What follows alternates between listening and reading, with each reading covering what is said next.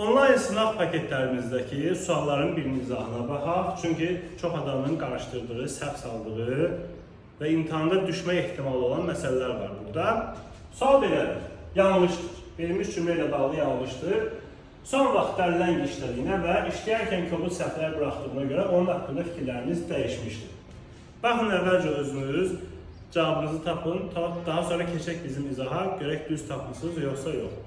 Çünki özünüz tapıb səhv edəsəz, o səhvi burada izah edəsəm, o şey sizin heç vaxt yadınızdan çıxmaz. Ona görə deyirəm ki, birbaşa izaha baxmayın. Əvvəlcə özünüz cavabınızı özünüz müəyyənləşdirin.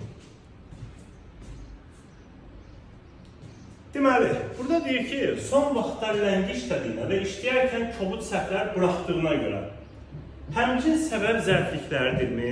Bəli.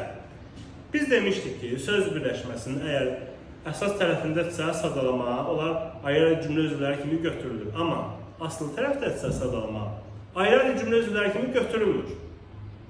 Məsələn, atam və qardaşım gələrkən, mən evdəydim. Atam və qardaşım gələrkən birlikdə olur bir zaman zərfliyi. Həmcinsilik axtarmırıq orada. Amma bu sözləri biz görə üçün deyə bilmərik. Görənin belə bir xüsusiyyəti yoxdur. Yəni, qoşmanın belə bir xüsusiyyəti yoxdur ki, söz birləşməsinin əsas tərəfi kimi işlənsin, onlar hamısı buna tabi olsun, hamısı birlikdə bir cümlə özü kimi işlənsin. Deməli, bu belə olacaq. Son vaxtlar ləng işlədiyinə görə və işləyərkən kobud səhvlər buraxdığına görə hamısı birlikdə olur səbəb zərfliyi. Bunların hamısı birlikdə. Bunlar da hamısı birlikdə. Yəni, ümumilikdə isə vədən o tərəf və bu tərəf ayrı səbəb zərflikləri kimi götürülür. İki dənə səbəb zərfliyi olur və bunlar həmcins olur. Deməli, A doğrudur. Mübtəda ilə xəbər arasında kəmiyyətə görə uzlaşma pozulduğundan qrammatik norma pozulmuşdur. Həqiqətən də burada kəmiyyətə görə uzlaşma pozulmuşdur. Çünki fikirlərimiz dəyişmişdir. Biri təkdədir, biri cəmdə. Amma norma pozulub mu? Xeyr. Biz demişdik ki, uzlaşmada, kəmiyyətə görə uzlaşmada fikirləşməyə ehtiyac yoxdur.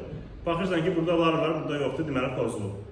Amma norma bizə deyir ki, əgər bu fikirlərimiz insan deyilsə, heyvan deyilsə və cəmdə işlənibsə, mübtəda kimi, xəbər təkdə olmalıdır. Norma bunu deyir. Mən düzgün yazmışam bunu, fikirlərimiz dəyişmişdir. Əgər yazsaydım ki, fikirlərimiz dəyişmişdilər uzlaşmaya görə, onda mən səhv edəcəkdim. Əsas uzlaşma deyil, əsas normadır. Normanı birinci gözləmək lazımdır. Deməli, mübtəda ilə xəbər arasında uzlaşma pozulub, düzdür. Amma buna görə qrammatik norma pozulub mu? Xeyr, qrammatik norma pozulmur bu səbəbdən. Deməli, B yanlışdır. Müxtəlif ikinci dərəcəli üzvlərin tərkibində qoşma işlənmişdir, doğrudur. Burada görə var, zərfliyin. Burada da onun haqqında tamamlıq var. Haqqında qoşmalı. Deməli, C doğrudur. Tərz hərəkət zərfi işlənməmişdir. Bu da 90% filologun yaralı yeridir. Ən sadə bir şeyi səhv eləmək. Yəni, sınaqlarda da görürəm ki, hərdən bu sınağı alanda onu səhv edirlər ki, ləng axı burada tərkibin içindədir. Son vaxtlar ləng işlədiyinə. Zərflik deyil, ləng burada ayrıca. Düzdür, zərflik deyil. Amma burada zərflik mi yazılır? Xeyr, zərf yazılır. Tərz hərəkət zərfi var mı burada? Var, bir ləng. Ayrıca zərflikdir, zərflik deyil, onunla işimiz yoxdur. Onu soruşmur ki bizdən. Nitq hissəsi kimi yanaşsa, ləng nədir burada? Deməyəcəksiniz ki, ləng zərfliyin içindədir. Olsun, zərfliyin içində olsun. Morfoloji cəhətdən, yəni bir nitq hissələrinə baxıram. Haqqında nədir? Qoşmadır. Kobud nədir? Sifətdir. Ləng nədir? Zərfdir. Nə zərfidir? Tərz hərəkət. Bu doğrudur. Deməli, yanlış fikirləri istəyir bizdən. Ona görə də düzgün cavab olacaq B. İşlənməmişdir deyir də. İşlənməmişdir.